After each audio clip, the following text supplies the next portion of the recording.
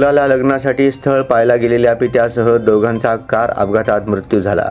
चालकाचे नियंत्रण सुटल्याने कार पलटी होऊन कालव्यामध्ये पडली। या अपघातात वर पित्यासह त्यांच्या सोबत आलेल्या एका मित्राचा पाण्यात बुडून अंत झाला। सोलापुरातील पिंपळनेर तालुका म्हाडा हद्दीतील कॅनलमध्ये कार पलटी होऊन हा अपघात झाला। दोघांचा पाण्यात बुडून मृत्यू झाल्याने हळहळ व्यक्त केली जात आहे। या अपघातात एक जण जखमी झालाय। गुरुवारी रात्री 11:30 वाजताच्या सुमारास हा अपघात झालाय।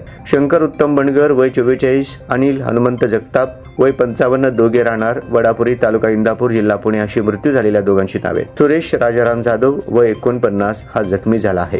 पोलिसांनी दिलेली माहिती अशी आहे की शंकर बंडगर यांच्या मुलाला मुलीचे स्थळ पाहण्यासाठी गुरुवारी गावातील अनिल हनुमंत जगताप व फिर्यादी सुरेश राजाराम जाधव हे तिघे एका कारने धाराशिव येथे गेले होते। मुलगी पाहण्याचा कार्यक्रम उरकून सायंकाळी 7 वाजता वडापुरीकडे निघाले होते। गुरुवारी रात्री 9च्या सुमारास चिंचगाव तालुका म्हाडा येथे एका हॉटेलमध्ये जेवण करून पुढे निघाले। कुर्डवाडी टेंभुर्णी रस्त्यावर पिंपळनेरच्या हद्दीत कॅनल जवळून जाताना चालक शंकर बंडगर यांचा ताबा सुटला। कार रस्त्याच्या कडेला लोखंडी गार्डला घासत कॅनल मध्ये जाऊन पलटी झाली।